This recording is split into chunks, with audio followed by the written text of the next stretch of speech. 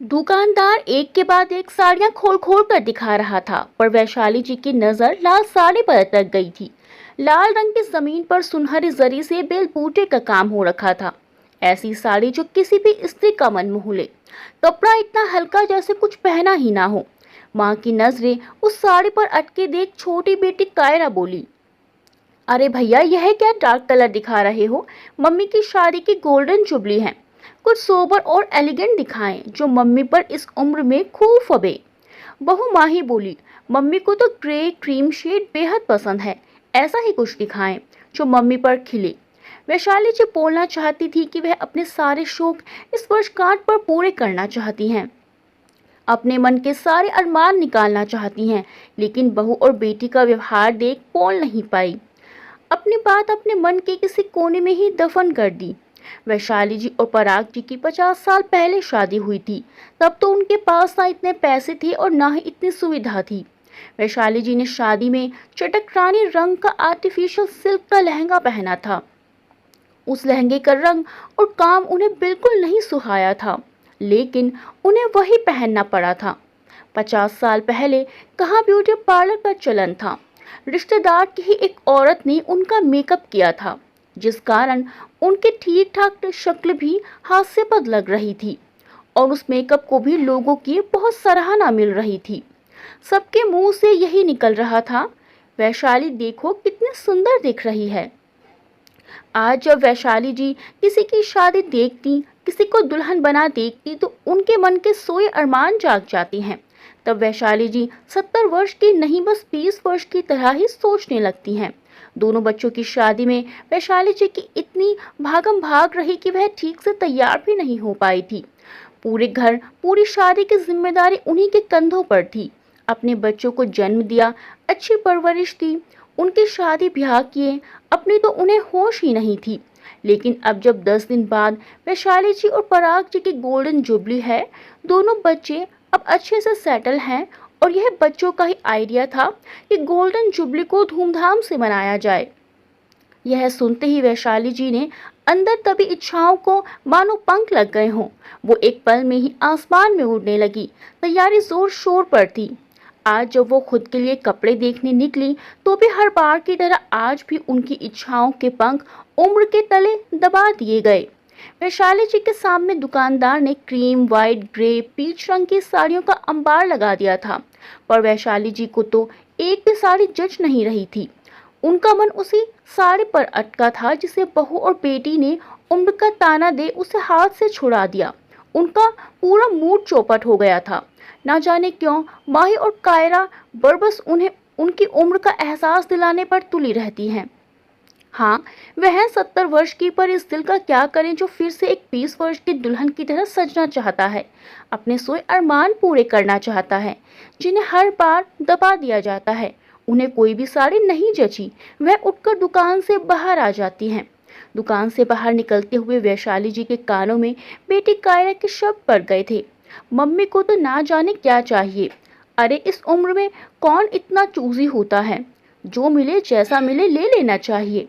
मेरी सास भी इस उम्र में बालों की रिबॉन्डिंग, फैशन, कलर और ना जाने क्या क्या करवाती रहती हैं। Should age gracefully. पता नहीं बुढ़ापे में भी क्या हो गया है इन लोगों को। दोनों को पता ही नहीं चला कि वैशाली जी को उनकी बातें साफ साफ सुनाई दे रही थी। वैशाली जी का मन खट्टा हो गया था। अपनी बेटी और बहू की बातें उन्हें तीर की तरह लग रही थी। उनकी आंखें नम हो गई। मतलब अब उनके बच्चों को उनका हेयर कलर करना भी खलता है। बच्चे क्या चाहते हैं कि वे 70 वर्ष की हो गई हैं तो पहनना ओढ़ना छोड़ दें, अपने मन की सारी इच्छाएं मार दें। सारा जीवन तो इन्हीं के लिए न्यौछावर कर दिया, अब ये लोग हमें ही ताने मारती हैं। माही और कायरा भी 40 वर्ष से ऊपर की ही हैं, पर उन्होंने तो कभी उनके झबले नुमा कपड़े देखकर व्यंग्य नहीं कसा, कभी उम्र का ताना नहीं मारा। वैशाली जी का सारा मूड खराब हो गया था। वहां से कार पार्लर की तरफ चल पड़ी। मन में एक उमंग थी कि अब पार्लर के मजे तो ले ही लूंगी। लेकिन माही बोली, मम्मी आपको क्या क्या सर्विस लेनी है आप बता दो। कायरा बोली, भाभी मम्मी क्या इस उम्र में प्री ब्राइडल पैकेज लेंगी? क्यों मम्मी, एक फेशियल ले लेंगी और आईब्रो करवा लेंगी, इस उम्र में इतना भी काफी है। मैं खुद ही देख लूंगी, मम्मी को क्या पता। हाँ, तुम ठीक बोल रही हो कायरा। मम्मी जी को क्या करना है अब, ये तो हमारे दिन है। दोनों ननद भाभी ने अपने लिए अच्छा खासा पैकेज लिया, मानो एनिवर्सरी उनकी ही हो, और वैशाली जी के लिए एक साधारण सा पैक बुक करवा दिया था। जब पार्लर वाली लड़की ने कहा, अरे मैम की एनिवर्सरी है, उनके लिए स्पेशल पैक लीजिए, अपने गोल्डन जुबली पर उन्हें एकदम दुल्हन की तरह ग्लो करना चाहिए, यह उनका स्पेशल डे है, उन्हें ही सबसे ज्यादा सुंदर दिखना चाहिए। माही बोली, अरे मम्मी को ये सब पसंद नहीं है, और इन सब चोचलों से क्या उम्र छिप सकती है। उम्र जितनी है उतनी ही रहने वाली है, चाहे फुल पैकेज ही क्यों ना ले लें, तो फिर क्या फायदा पैसे और टाइम वेस्ट करने का। वैशाली जी उनकी बातों से बहुत मायूस हो उठी थी। मन ही मन सोच रही थी कि क्या यह बात उन दोनों पर लागू नहीं होती है। वे दोनों भी कोई 20-25 साल की लड़कियां तो हैं नहीं। लेकिन वैशाली जी ने संयम रखा, जो हो रहा था होने दिया। जब शाम को वे लोग घर पहुंचे तो पराग जी बाहर लॉन में पौधों को पानी दे रहे थे। उनके हाथ में पैकेट्स देखकर बोले, लगता है पूरी मार्केट उठा कर ले आए हो। कायरा छूटते ही बोली, बस मम्मी के कपड़ों के अलावा। ना जाने इस उम्र में भी उन्हें क्या चाहिए, कुछ पसंद करने का नाम ही नहीं लेती हैं। रात को जब पराग जी कमरे में आए तो वैशाली जी से पूछा, तुम्हारे चेहरे पर 12 क्यों बजे हैं, तुम उदास क्यों हो, और कायरा ऐसे क्यों बोल रही थी। औरतें तो बहू और बेटी के आने पर खुश होती हैं, और तुम बुझ गई हो। उन्होंने कुछ बोला है क्या तुम्हें। पति के पूछते ही वैशाली जी के सब्र का बांध टूट पड़ा। रुआसी सी बोली, तुम ही बता दो मुझे इस उम्र में कैसे व्यवहार करना चाहिए, क्या पहनना चाहिए, कैसे रहना चाहिए। तुम्हारी बेटी और बहू ने तो मुझे नीचा दिखाने की कोई कमी ही नहीं छोड़ी। पराग जी को वैशाली जी के गुस्से का मूड सहन नहीं हो पा रहा था। चिढ़ते हुए बोले, अरे अब किस किस बात पर नाराज होती हो, इनके लिए तुम बूढ़ी होगी, मेरे लिए तो मेरी वही 20 वर्ष की वैशाली हो जिसे मैं ब्याह कर लाया था। पराग जी ने माहौल को ठंडा करने की कोशिश की। जितने पैसे तुमने कहा उतने दिए, और चाहिए तो और ले लो, पर ये इस तरह मूड ऑफ मत करो। कल कायरा की सास भी आ जाएगी, उन्हें ऐसे नहीं लगना चाहिए कि तुम उनके आने से खुश नहीं हो। वैशाली जी का मूड और अधिक खराब हो गया था। कायरा की सास उन्हें फूटी आंख नहीं भाती थी। अब वह आएगी तो वैशाली जी का मूड और खराब होने का डर था। वे अपना मुंह फेर कर सो गई। पराग जी ने उनके सर पर हाथ फेरा और खुद भी सो गए। कायरा की सास उषा जी बेहद दबंग महिला थी। पति के गुजरने के बाद भी वह खूब सज संवर कर रहती थी। कायरा के साथ साथ वैशाली जी को भी उषा जी का इस तरह से सजना, ऊंची आवाज में हो करके हंसना, हमेशा पराग जी के साथ गप्पे लड़ाना बिल्कुल पसंद नहीं था। पता नहीं क्यों वे ऐसे बच्चों जैसे व्यवहार करती हैं। अगर बेटी की सास ना होती तो वैशाली जी उषा जी को घर में घुसने तक भी नहीं देती। पर क्या करें, रिश्तों से मजबूर हैं, आना जाना भी पड़ता है। लेकिन अंतर जमीन आसमान का है उषा जी और वैशाली जी में। अगले दिन सुबह की फ्लाइट से उषा जी आ गई थी।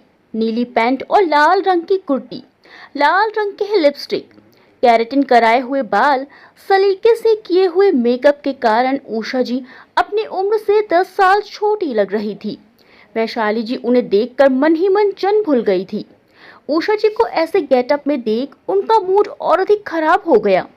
कायरा यह उम्र के प्रवचन अपनी सास को क्यों नहीं सुनाती, जो मुझे बात बात पर सुनाती है। कौन कहेगा कि यह विधवा है। पता नहीं उसे अपने पति के मरने का दुख भी है या नहीं। उषा जी को देखते ही माही बोली, aunty you are looking so young and fresh. Usha ji बोली, भाई हमारे समझे समधन की गोल्डन एनिवर्सरी है तो कुछ तो हमारा भी हक बनता है सजने संवरने का। शाम को उषा जी ने अपने लाए हुए उपहार सबको दिखाए। फिर एक पैकेट में से 2 साड़ियां निकालते हुए बोली, वैशाली आप कोई भी एक साड़ी पसंद कर लो, दूसरी साड़ी माही ले लेगी, क्योंकि एनिवर्सरी आपकी है तो पहला हक भी आपका ही है।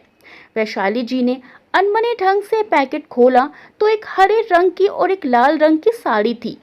इससे पहले वैशाली जी कुछ चुनती कायरा बोली, भाभी को यह लाल रंग की साड़ी दे देते हैं, मम्मी कहाँ इस उम्र में लाल रंग पहनेंगी, लाल साड़ी तो हम दुकान पर ही छोड़ आए हैं। उषा जी टपकते हुए बोली, क्यों, मम्मी इंसान नहीं है, महिला नहीं है, या उम्र के साथ लोग जीना छोड़ देते हैं या कपड़े भी त्याग देते हैं। वैसे यह लाल रंग वैशाली जी के गोरे रंग पर खूब फबेगा। बाकी वैशाली तुम्हारी मर्जी। कायरा अपनी सास की बात सुन भीगी बिल्ली बन गई। वैशाली जी झेपते हुए बोली, इस उम्र में कोई यह तो नहीं कहेगा बूढ़ी घोड़ी लाल लगाम, कभी सब मेरा मजाक बनाए। उषा जी बोली, अरे बोलने दो, लोगों को तो काम है बोलना। अब लोग मेरे बारे में ना जाने क्या क्या बोलते हैं, पर क्या मैं जीना छोड़ दूं, दुनिया के हिसाब से जीऊं? चलो छोड़ो, अब तुम यह बताओ तुमने उस रात के लिए क्या ड्रेस ली है? वैशाली जी बोली, अभी कुछ भी नहीं लिया है। उषा जी हंसते हुए बोली, और बहू और बेटी ने सब तैयारियां कर ली हैं? जिसकी गोल्डन जुबली है उसकी जरा भी तैयारी नहीं।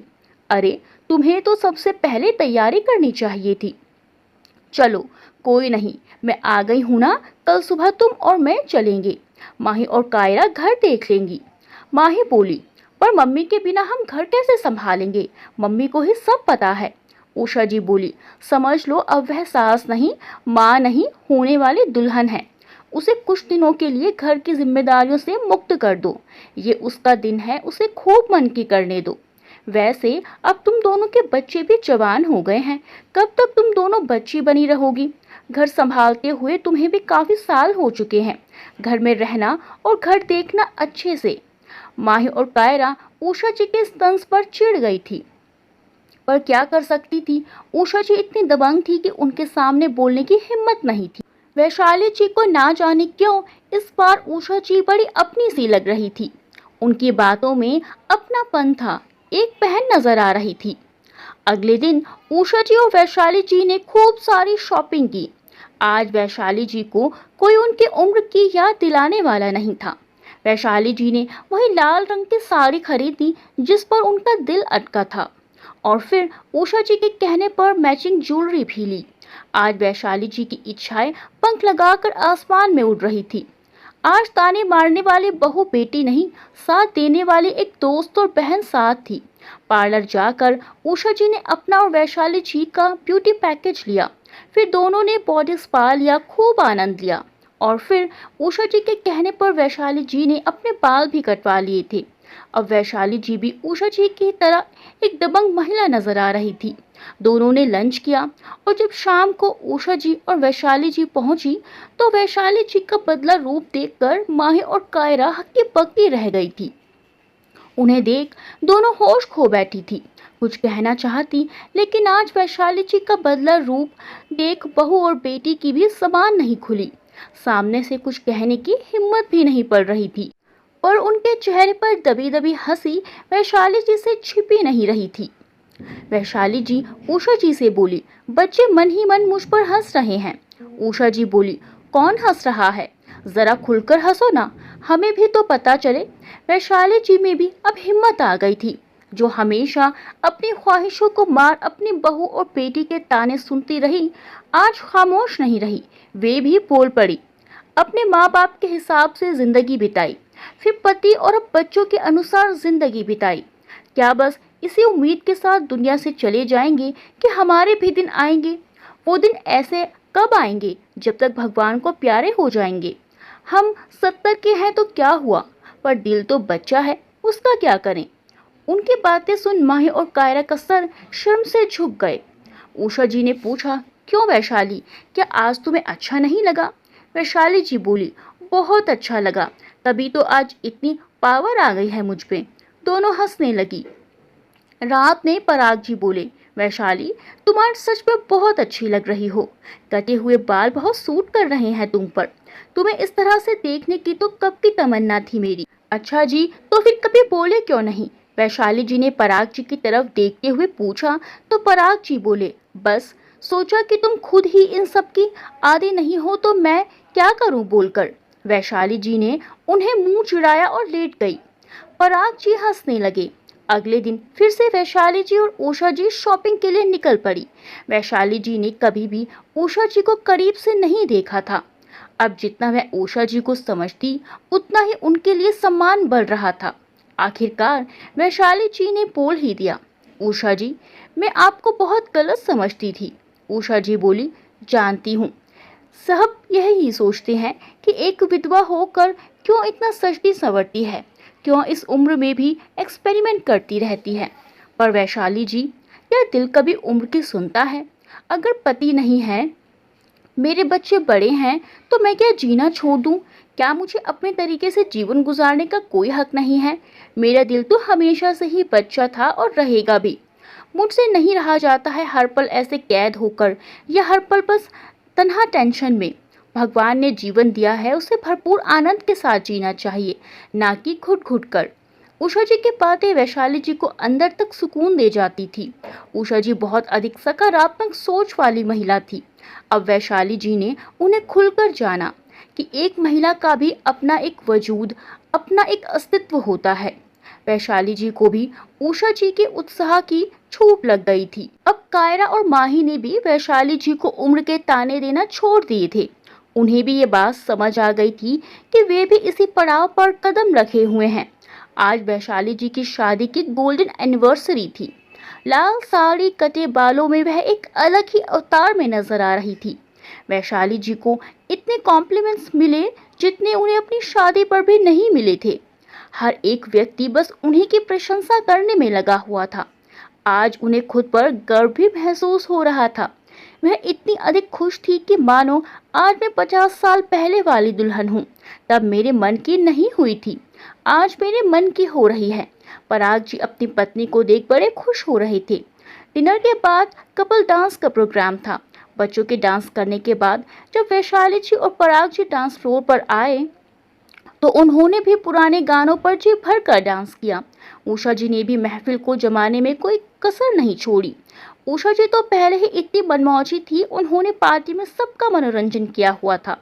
पूरी रात सबने खूब एंजॉय किया। अगले दिन सुबह लगभग सभी मेहमान विदा हो गए थे। जब उषा जी ने अपना सामान पैक कर लिया और जब वे विदा होने के लिए चल रही थी, तो वैशाली जी ने उषा जी को गले लगाकर कहा, आपको हमेशा मैंने गलत ही समझा, पर इस बार आपसे मैंने बहुत कुछ सीखा है। जीवन के मायने बदल दिए हैं आपने। दोनों की आंखें नम हो गई थी। अगर हम अपनी उम्र को खुद पर हावी होने देंगे तो सच में समय से पहले ही बूढ़े हो जाएंगे, और हमारे बच्चे समय से पहले ही हमें बुढ़ापे के ताने मारने लगेंगे। उषा जी ने नम आंखों से हंसते हुए कहा, तो वैशाली जी भी मुस्कुरा उठी। यह बात हमेशा याद रखना कि दिल तो बच्चा है जी, भूल कर भी अपने अंदर के बच्चे को कभी मारना मत। यही तो हमारे जिंदा रहने की वजह है।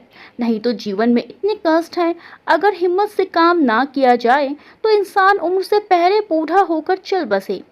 इसीलिए हमेशा हंसते रहें, हंसाते रहें, जीवन को भरपूर आनंद के साथ जीते रहें। दोस्तों, कहानी के बारे में अपने विचार कमेंट्स में बताएं और वीडियो को लाइक करना बिल्कुल ना भूलें। मिलते हैं अगली वीडियो में बहुत अच्छी सी कहानी के साथ। तब तक के लिए बाय बाय।